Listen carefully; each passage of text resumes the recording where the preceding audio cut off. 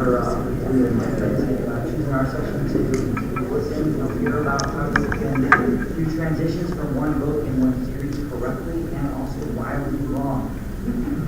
So my name is James Rosone. My wife, Miranda Watson. We write under pen names, which we're wondering why we don't say last names.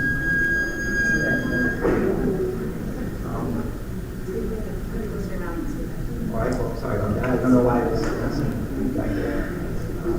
So we write in two different genres, and we'll explain kind of the problem and challenge with doing that. I write in military techno-thrillers, and then we also decided to take a slight version into military science fiction. And we'll explain when a good idea fairy is not a good idea fairy. So what can we move forward here? All right, so effective teaching usually tells you what you're going to learn before you're going to learn it. So what we're hoping you're going to learn is learning from our mistakes, because we have made some. And we're going to show you what those are in very specific detail. And then number two, we're hoping you're going to figure out what will work for you. And everyone is going to be a little bit different, but we're hoping to give you some points you can take for yourself. Yeah, the big thing is everyone's going to make mistakes, okay? And what allows you to become more successful faster is to learn from others' mistakes, so you can spot it happening in your own works or in your own plan, hopefully early enough, that you can course correct to make sure that it doesn't continue down that path. So if we can share a mistake that we've made and it can help you avoid that same pitfall, then that's what we want to try and do. So that's what we'll go forward and do here in just a couple of moments.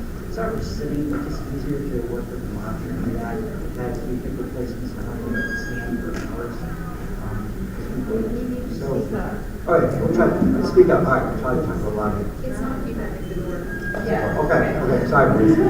Okay, so one of the key points that we leverage is the pre-order process. For those of you who have been writing for a long time, you guys remember back in the day when we were locked into that 90-day pre-order. That was brutal because you had to leverage that pre-order strategy like we had been doing. You had 90 days to get that book done and published. There wasn't this, whether you need modifications, now you have a full year. That is a godsend. So back in the day, we had that 90-day window, and that was very challenging, but that was one of the keys to our early success, was being able to leverage that. Because when book one was done, we had the pre-order for book two ready. It was inside at the end of book one. So if they really enjoyed the book, lo and behold, they have the link to go ahead and purchase the next book. That saves you thousands and thousands of dollars and time, because you're not having to spend money to retarget that audience, to retarget that reader again. They're going to hopefully execute and make their purchase right then and there. And so that's a big game changer, and a lot of writers don't necessarily take advantage of that. And it was very hard to take advantage of that in the older days before they had that pre-order change. You had a 90-day window, it was very tight. Now you have an entire year. And just because you set the book 9 months or a year out, you're not stuck with that. I mean, for the release date at the end you want, but you can move it forward. And we do that with our readers all the time. Our readers know if we set a pre-order date, invariably it's going to come out from a week to 2 months early. Under promise and over deliver. Yes. But the key is you're trying to capture the purchase. You want to grab that and carry that on. Okay, so yes, we did definitely fail to properly transition from one series to the next, and we'll show that to you. And we lost 6 figures that year. It just so happened to be the year that I was pregnant, and yeah, that's great timing. Yeah, they can happen. So that's really a big challenge you have to figure out is how do you not make that same mistake? Because that hurt. It really stunted our trajectory, our growth. It probably delayed us a good 18 to 24 months to get to where we are now, because we had recovered from that. We lost a lot of momentum from that. And then also we'll talk about the good idea fairy. It can really impact your business. And I will show you that in a couple more slides on how that really hurt us. And then we'll also show you something on the back end. And this is really a critical piece for transitioning from book to book or series to series, because when your series ends and you manage to plow thousands and thousands of readers in this thing, imagine you have 3,000 pre-orders on the 6-book in your series. This is the end. Well, you want to take those 3,000 readers who are committed enough to buy the pre-order, for book 1 to the next series. You want to try and transition and carry that over. And the more seamless you can make that process, the more revenue you're personally going to make, and the bigger your business is going to grow. Because each year, you're hopefully going to continue to see that revenue and sales growth increase year over year over year. Because you're constantly taking the readers and you're dragging them along with you. All right, now we're going to get into the meat of it. Yeah, so this is the real numbers. We're very, very big believers in showing, facts and numbers, like real facts and real numbers and real sales data, because it's very hard to know if someone is this is factual and something you should follow or listen to without actually having data to look at. So this was one of our big series that really kind of nailed it for us. We wrote this back in summer of 2017. I just gotten laid off from my job in Chicago. I was working at EP with Aon Insurance, and decided, you know what, I can have a 1 hour and 45 minute commute into the city, 8 hours there, 1 hour and 45 minutes commute back home. I can spend that time writing books. So it's already writing on the side. And so that's what I did, and crafted this particular series. And this series started to do pretty good. Our first month out, and I didn't include the sales that we had for our previous book series there. I just wanted to focus on only the revenue for this specific series here as an example. So in September when this came out, we had a small number of pre-orders. And that month we ended up pulling in $2,600. And that was doing really good with them. Where we really saw the uptick though was in the next month, because we were on that 90-day pre-order phase that was going on at that time. We were stuck there. We were able to really capture a lot of sales because of that pre-order, and in that month it just kind of jumped. And the other thing you'll see is where it's the red versus the blue. The blue is actually Kindle Unlimited page reads. The red is actually sales, not for games. Again, 2017 and 2018 was not. That was a period where Kindle Unlimited was just starting to ramp up, so it was still a lot of revenue on the actual physical sales. But what I wanted to show you though is how each month, you see how each release that came out, they're progressively getting to be more and more and more. And that's because we have the books come out every 90 days. You have you're capturing those pre-orders, you continue to move on. The really big point I wanted to point out though is at the end here where we have this cliff drop, and that's that purple line. This is where we absolutely screwed everything up. So we had it all going great, and instead of having the next pre-order ready to go 90 days later, I had this harebrained idea, why don't I just take a break to write a bunch of the books in the next series, and then release them all like a month apart, or 6 weeks apart. I can't do that if I'm on a 90-day pre-order, because I just need time to actually sit and write and get them all done. So we didn't put the pre-order up. Our plan was we would wait 3 or 4 months later and then put it up. The problem is, as soon as we did that, the cliff hit. So we had this monster month in sales, and then everything tanked. Because our audience had consumed that book, they had nothing left to consume of ours. And so they went elsewhere. And then when we realized the mistake, we tried to course correct, get the new pre-order up, get the pre-order inserted at the end of book 6. But the problem is our readers had already read it and moved on. So now we have this situation where we have to figure out how are we going to fix that. And that was pretty much about a 12 to 18 month journey to fix that. Because we had to retarget our audience, go back and find them again, and rebuild that chain and get that moving back up again. At that point too, we had already both quit our day jobs. So at that point, this was like paying our mortgage and everything like that. So the stress level was really amped up at that point. We were paying for our marketing and everything like that out of it, and it wasn't like the side income anymore. This was we were living on. Yeah, because you're going from, a month where our peak month was $39,000 for that. But that was just for that book series. We had 600 books before this too, so that was maybe another $4 or $5 grand more in there. But that's a huge drop. It's a huge collapse. jump, and you're going from 39 to 10 a couple months later, and that's when we launched the next series. So the next series, again, you had 1,500 in sales for that first month, and then you compare that to the other one in September of 2017 is huge. I'll also point out that when we released that, what's that? Please get close to the microphone. Okay, and also I'll point out that when we first released that book in that series, we did not cover it correctly because we were releasing a book that was fiction, but we didn't realize until we got feedback from a bunch of people that basically our cover made it look like our book was nonfiction, which is exactly what we did not want.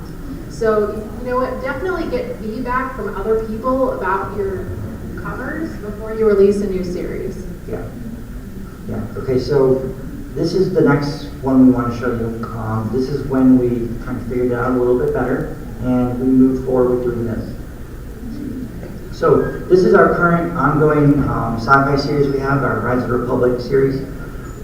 When we set this one up, I set it up so I would basically have the first three would come out pretty tight.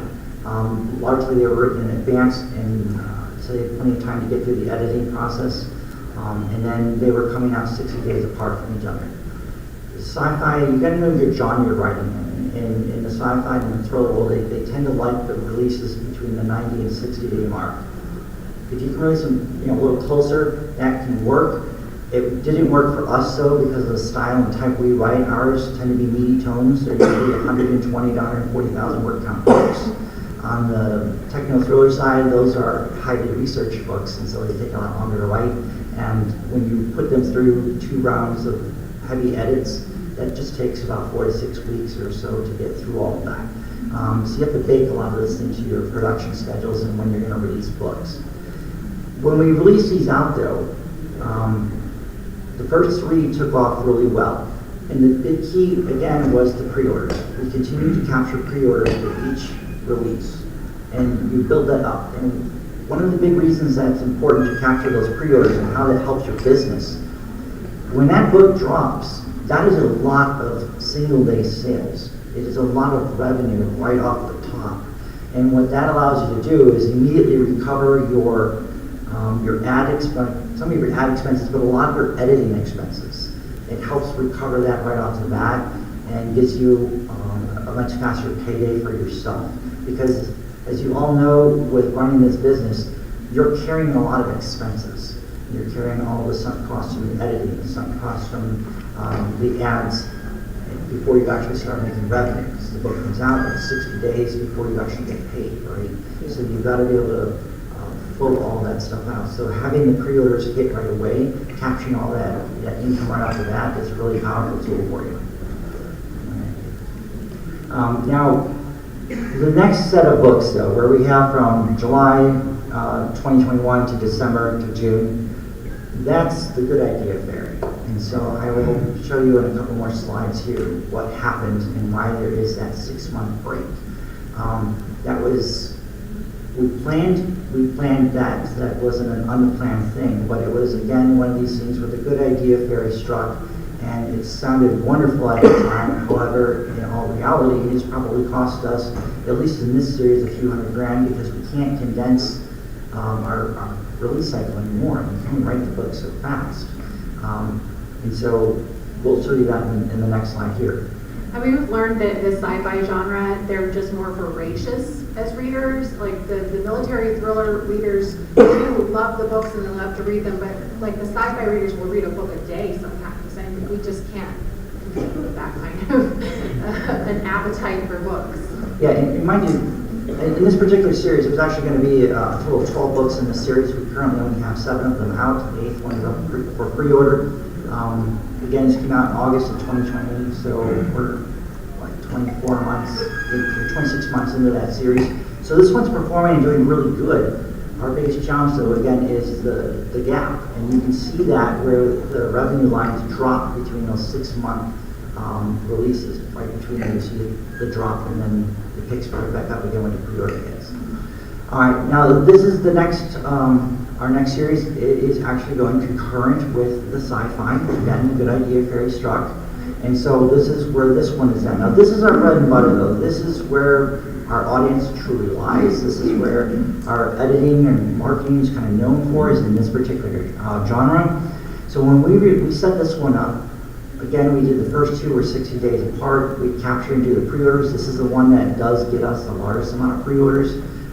Typically these pre-order numbers are usually in the mid to high 3,000s. And when we launch these books, book one is typically a $3.99 launch, and then all subsequent books, to include the pre-orders, are all at $7.99. Now readers don't balk at $7.99 price points. I know a lot of people are stuck on the $4.99, $2.99, 99 cents, things like that. I'm telling you, after 7 years, they don't balk at that. And the ones who are going to gripe about a book being $7 or $8, they're in Kindle Unlimited. You don't need to worry about those readers. They're in Kindle Unlimited. And that's also evident when you look at the chart here, because you can see the blue is Kindle Unlimited, everything else is your page, is your purchases. I'd like to add on to that if you're going to condition your readers over time that your books are priced more, then they come to expect that. If you have there's a value-added proposition to your books, and you say my books are priced at this, then they look at them as more valuable, and then they're willing to spend that money on them. And also, we do tend to target Trad Hub authors when we're doing our AMS marketing, partially because they're used to spending a few more dollars per book when they're spending this money. So our book looks like a discounted book when it comes up for them, because they're used to seeing Trad Hub prices, but it's not discounted. It's maybe slightly more than average for the indie author. I probably should have put some of the book covers up here to show that for you guys too. That's a really big thing too, is if you're going to charge a higher price for a book, or you're going to try to run with some of these strategies, you've got to professionalize your product. Because at the end of the day, they're the consumer, you're a reader, they're a consumer, you're a producer, you're producing a product. It needs to look professional, it needs to have that feel to it. Same with the ad copy for the book. We work with Brian Meeks, who does our ad copy for our stuff. And when you professionalize your editing too. Yeah. I mean, obviously, if you're going to be charging more, your books need to not look like they were just edited by a friend. Sorry. Or clean self-editing, that works to an extent, but when you start to get into those higher priced books, and you're trying to market and compare yourself against the Trad Hub world, you need to look like a Trad Hub book, and that's how you're going to succeed and capture that. And when you're first starting out, that's not what you're probably going to be able to afford or do. We didn't either. But there comes a point when you start really earning money at this job, and you start pulling in $5,000 and $10,000 months. You need to start professionalizing your brand, because you have to think 3, 5, 7 years down the road. What is your brand? Are you trying to just make a quick buck, or are you trying to build a brand that is going to last for a couple of years or maybe a decade or more? And that's going to start with professionalizing it quick and early, so you have that going forward, and then you start amassing that big readership that just sticks with you for every single series. Every series should be bigger than the previous series. That's the goal, at least. And again, side-by-side comparison, these two series are both done over 350 within 2 years of their release cycles, and they're not done yet. This one here, we had the sixth one came out in October 31st, so just a few weeks ago, and we have 2 more books left. But unfortunately, my next release on this one is until April 4th, and I can't do squat about that because I have another sci-fi book in front of it. I have to get that one written first. And before I finish book 8, I have another sci-fi book I have to finish before that one. So my goal is to close this out, and that way I don't repeat that mistake again. And hopefully you guys won't make that same mistake, because you're going to make a lot more money if you focus on one series and just knock it out. Then you can go to the next genre if you want to and knock that one out and bounce between the two. And that's probably what I'm going to do going forward, because we found a good niche audience in both genres, and I don't really want to walk away from one that is doing quite well. It's also really confusing for the editors and for me and the writers to keep bouncing back and forth, because you start thinking about characters in the one series versus the other series. Oh man, no, that wasn't in that series at all. You get to the final edit, you're like, oh my god, this character's in the other series. What did I just do? And I get edited. That's happened. Okay, so this is the 2 of them combined together. Yellow is the thrillers, and the red is the sci-fi. And you can see where they were all interlaced together. That is an absolute nightmare to do, and I don't recommend ever doing this again to anyone, because yes, it made a lot of money when we were doing that, but it was a nightmare to try to manage and work and do yourself. It is a lot of work. People will ask how many hours do you work. I'm not lying when I say I probably work 80 hours a week at this, or more sometimes. It is a 7-day-a-week job because you have a lot of stuff to do. Now that doesn't mean you're working all day long. I have no commute. My commute is from my bed to my lazy boy or my office. It's not far. And I can stop and spend an hour with my daughter, giving her a bottle of milk and watching Paw Patrol. And then go back to writing or take her out to the mailbox. You have those breaks. So it sounds like a lot of hours, but you have 24 hours in a day. It's like 5 hours or 6 hours spent sleeping.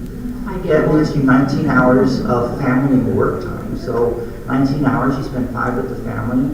You know, we've got, 14 hours left. You know, that's a lot of time to work. So, you know, there's a lot of, you can find time. It just comes down to, are you going to spend it watching Netflix and binging for 5 hours? Or playing something on your phone or on social media? Or are you going to spend it doing writing and research and marketing? And marketing is probably 40% of my day. You know, man. Maximize your income producing activities. That's my biggest piece of advice on that. Yeah, so again, when I did this, we just come off of two of our military thriller series. I wanted to work. That's why I started sci-fi. I enjoyed reading sci-fi. I never wrote it, but I enjoyed reading a lot. I said, you know what, why don't I just write the kind of sci-fi book I want to personally read? And that's what we started out doing. And at the time, we had our pre-order for our thriller set up to carry the audience from that one thriller series into the next thriller series, and it was a year out. They had changed it at that point. So when I got into the sci-fi books, I was like, oh, well, I got to start working on the thriller one because that one's due, coming up. And so then we paused the 6 months and we went to work on getting a couple of the thriller ones. It unfortunately has trapped us now into this cycle for probably almost 3 years by the time it's done to finish this thing. You look at the revenue pieces and you think it's great, and that part is good, but it's a lot of personal sacrifice that you have to make to keep it working and keep it going. And sometimes that's not always worth it either. So the next piece we wanted to go over is the back matter, and we're trying to move through some of this a little fast for you guys because what we want to do is we want to actually allow more time for you guys to ask questions, because you're going to learn a lot more by asking questions and getting them answered than you will from just us, giving you death by PowerPoint. Nobody likes it. So this is the next piece here is the back matter. This is Miranda's baby. What she does really good with is kind of creating that. I always create the cliffhanger. Nobody likes to say don't write cliffhangers. That's BS. You want to write a cliffhanger that just makes them so angry that they have to buy the next book to find out what the heck's going on. And naturally, you have the pre-order right there for them. So good. So, we're transitioning from one book from one series into the next series. Retribution ended our Falling Empire series. So this is just an example of how we write it at the end of that series. This is the next series we're working on. With just a small snippet of what it's about. To get a pre-order, click here. And also, we're working on this next series. Click here. And people click. They do. They can't say no if they aren't asked, right? You have to ask people. And the next thing is, so we had Battlefield China that ended our Red Storm series. It did not have anything in it before, but you can go back and update it. You can fix your mistakes after the fact if you realize it. So now there's here's what the next series is we're working on, and here's the link. Yeah, and this is where it's really critical to have those absolutely out of the park book covers, because right here where we have the pre-order links, when they click on this, they're going to go right there, and you want them to see that book cover that just wows them, and you want them to have that ad copy that also hooks them. And so if those two are right there with that link when they click on it, you're going to get a much higher conversion rate of them making that pre-order. And book one is always, for us, we always say book one is usually at that $3.99 price point. So it is a lower price point for them to get them in and draw them into the series like that. But that's really pivotal because that's your last chance to connect and grab that reader. It's And I'll right just there. mention this about book descriptions. I mean, I'm sure you guys have been to your own sessions about book descriptions, but if you haven't done this, look on Amazon and look up your books as if you're looking it up as a customer and see how your book description looks. Because they don't show you very much of the book description. There's The like top of the 2, fold. 3 That's lines at the top of the fold, okay? You need to be aware what is showing and what isn't showing. And you need to know what it looks like for consumers. And you have to have it be like really short and succinct, and it has to be awesome in that first couple, 2, 3 sentences. It has to be short and good. And then they will click on the read more and read the rest of it. But if you don't look at it, physically look at it, what it looks like, you won't know what other people are saying. Yeah. So what we would do is we wanted to allocate as much time as we could to questions so that you guys can ask them and then we can try to help you with some of those answers. So if you have questions, whether it's on the marketing, the covers, the descriptions, whatever it is, feel free to ask. We've written at this point, I think it's like 34 books, a couple of my kids' books we wrote on some other subjects. So probably around 28 or so is actually ours. So yeah, go ahead. What's your... Hi, so thank you so much for all your information and I gained so much of everything you said, so just thank you. And I have 3 quick questions. I hope they're pretty quick. So do you have any series size recommendations? Because you guys are like also, I think, experts at launching series. So is there a number or is it by genre? How do you... That's tough. It's by I genre. really think it is a little bit by genre. I mean, you have to probably maybe talk to some, I don't know what genre you write in. Paranormal romance, but I'm also trying to get into a new genre, so I'm Okay. I would talk to other paranormal romance authors and say, okay, how many books were in your series? What was successful? What was it? Try to get a little bit of a better gauge with that.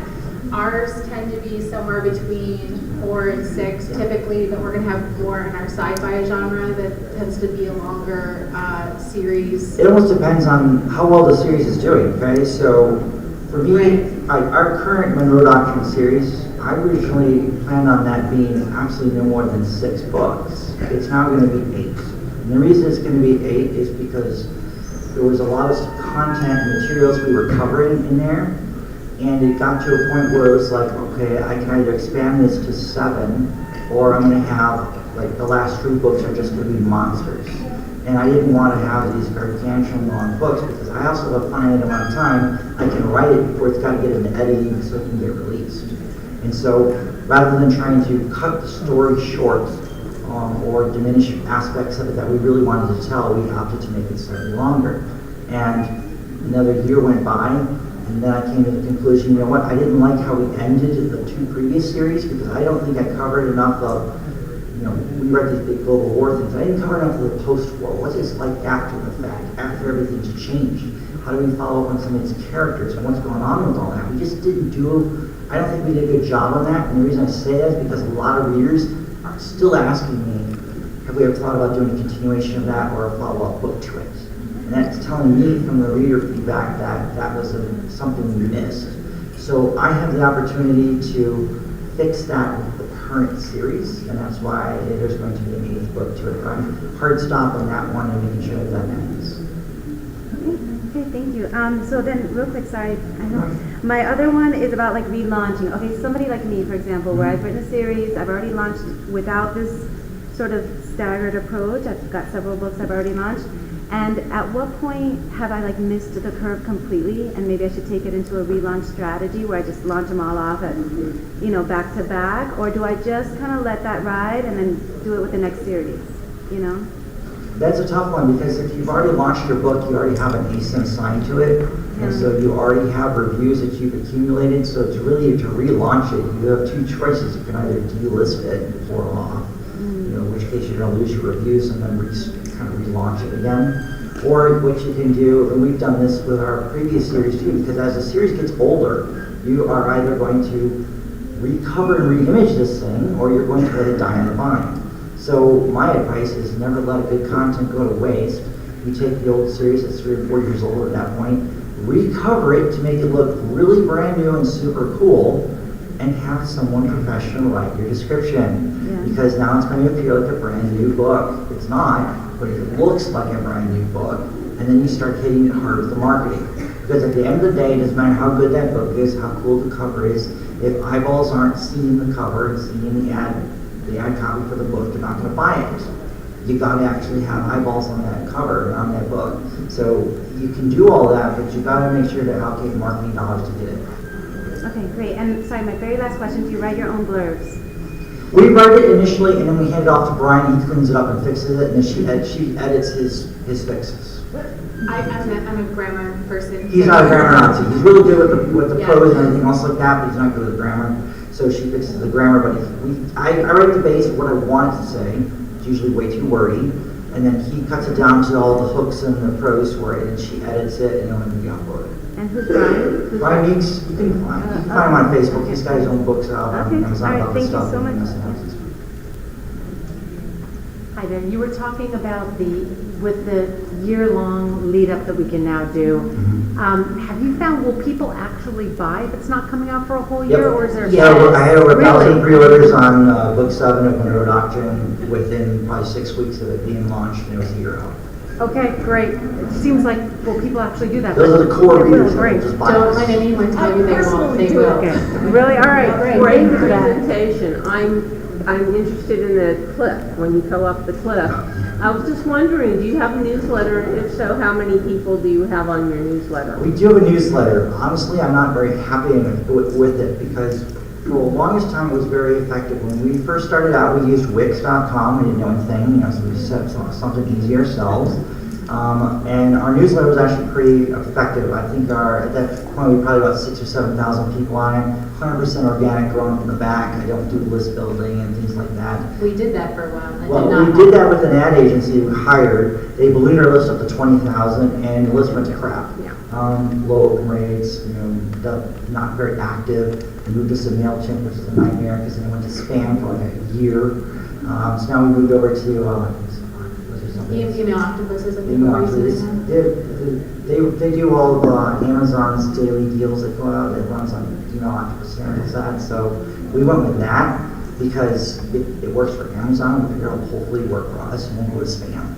And so we're about 3 months into that transition to see how it works. We've got a lot of people now saying, oh, I hadn't seen your Yeah, email. this is probably around 18,000, 19,000, I Yeah. guess, about that. Okay. So, but you didn't have a sufficiently robust newsletter to help you get back up that cliff? Right, but No, that was a not problem that for time, us. not that Yeah. time. No, again, when we first started in end of 2015, rolling into 2016, we didn't know what we didn't know. I mean, there weren't all these Facebook groups, there weren't all these different organizations. You just didn't know. It was word of mouth a lot, keywords, conversations. We didn't find out a lot of that until probably 2018. I think it was probably 2017, maybe in 2018, we finally got a website and an email list. We would do this for 2 years on an email list. You live, you learn. Thank you. Going off the pre-order question, is there an optimal length of pre-order? Does it ever get to be detrimental if it's too long? I heard the algorithm won't push it if it's too long, or Yeah, I mean, the problem with the pre-orders is if they're too long. So I had an issue with the Monroe Doctrine series because when I launched that one, I launched 3 pre-orders, and one was 3 months out, one was 9 months out, and the other one was 12 months out. And the challenge with that was I'm ultimately giving away portions of what's happening in the story with the descriptions. Yeah.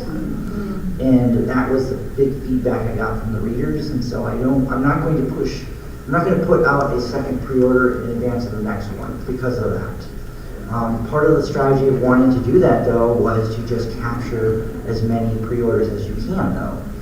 In that respect, I'm happy with the results, but that piece does kind of hurt. As far as length, it really depends. For us, we couldn't do more than 6 months apart because we had a book coming out every 90 days, just not in the same genre. Right. And so we couldn't make it any closer.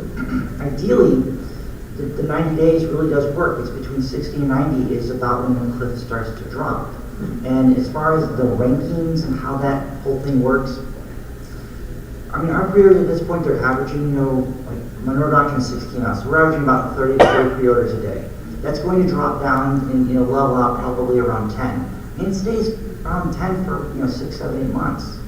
And so it's kind of a steady drip, so to speak. And then when it hits, you get that big single day sales. That doesn't always register as same day sales or rankings. But when you have tens of thousands of people who've read your book, Amazon sends it out as a new release to them. And then you get all those purchases and then it spikes. And then you wait maybe 3 to 5 days after it's come out to then hit your mailing list. And then you get the next spike. And then you tell your readers about it. And then you do a Facebook post about it. And then you boost that post only to people who follow your Facebook page. So then you get the next wave. And you stagger this across 2 or 3 weeks. You can stay in the top 10 in your genre for a month doing that. I mean, we're 16 days into top 5 military and techno thrillers now.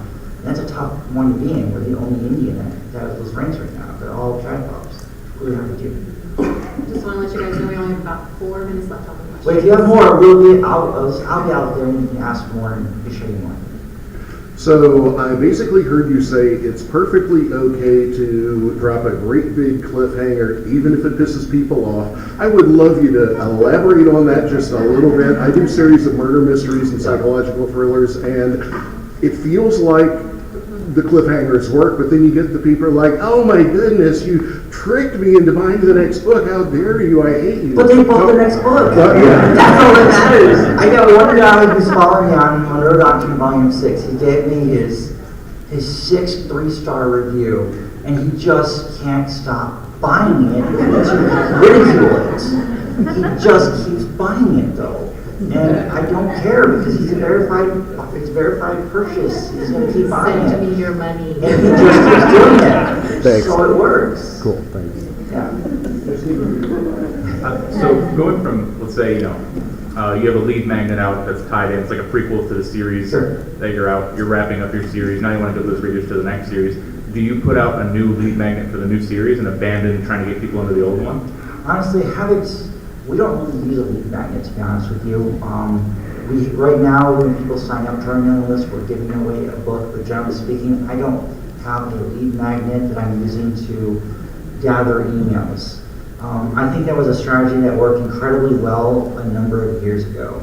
I think at this point, there are so many indie writers out there, so many organizations out there doing the free book thing and all this stuff. How many of you guys have 20 or 30 more books on your Kindle right now that you haven't read yet? That's most readers, or more. So, sure, they signed up for your newsletter and they got your reader magnet. Have they read it? Have they opened your emails? We worked with an ad agency for 9 months, and that's what we were doing with them. And our open rates just collapsed. Our engagement rates collapsed because they brought in 10,000 new readers in a very short period of time. Nobody opens the emails. It's just not effective. The back of the book matters, where you get readers who actually want to be on the list and engage with you. We did start doing something new with our particular genre recently because a lot of readers like maps. We write war-related books with maps. So we started putting a link in our book, like, hey, if you want the maps that go with this book, because we don't want to put it in our book, because we don't want to pay you to read the book with all the delivery costs, this is where you can find them, and then we've gotten more signups that way. Because you have to click the link, it goes to our website. There's like 2 of the map images on the website. If they want the rest of it, or to have it emailed to them, they have to sign up. They sign in their name and their email address, and then it's revealed to them and it's emailed to them. And now I've captured their information, so I have that for the next time around. This is someone who actually wants to engage with our content and our material. Because the challenge with Amazon is if you put those maps in there, your file size goes up. Yeah. File size goes up, you pay more money. You lose money. So we found a way to circumvent that and do it that way because they want the maps. And I want to give it to them. I don't want to lose half my royalties for it. How do you prioritize what you put in your back matter and in what order? Yeah, so you have like a lead magnet and maybe a link to your Patreon and especially the next book. Yeah. So always we start with the buy our next book. That's like the pre-order for the next 100%, book. yeah. Absolutely. And it's always in the first paragraph, and then we have a lot of like sign up for our newsletter. This is how you connect with us. And then, you have the page at the end where it's like, these are all the other books that we wrote. We have a Facebook Yeah. group, so there's the page, but then there's a private Facebook group. And we tell people, if you want to be featured, you want a character in the book, you want to help us with crafting part of a scene or whatever, or be on the beta reader team, you need to join this Facebook group because this is where that all that happens. And so that drives people right to that page. Thank you. Hey, how long of a gap do you think you can leave between the end of a series and the beginning of the next before you start to lose readers? That's really tricky. We're really kind of pushing it when we do the 1 year piece, and the only reason that 1 year is working financially is because we have other books that are coming out within like a different genre to cover down on releases coming out, so the revenue still comes in. Because when there's no book coming out and you start to hit month 4, the cliff really becomes quite real. So you can have a $60,000 a month for 3 or 4 months, and then you'll drop down to into the 20s when there's no book coming out for 4 or 5 months. So we don't want that to happen, so we try to make sure that there's at least one coming out every 90 days. So for us, it works because there's 2 series going. When it does go to just one, when one book comes out, I usually have 2 more in the works. So there's one being released, Miranda's working with our editor on the next one, and I'm already writing the 3rd one. And so it's an assembly line. So there's not a long period where there just isn't a book available. It's just where are they at in the pipeline to get them out. Thank you. Is there any more questions?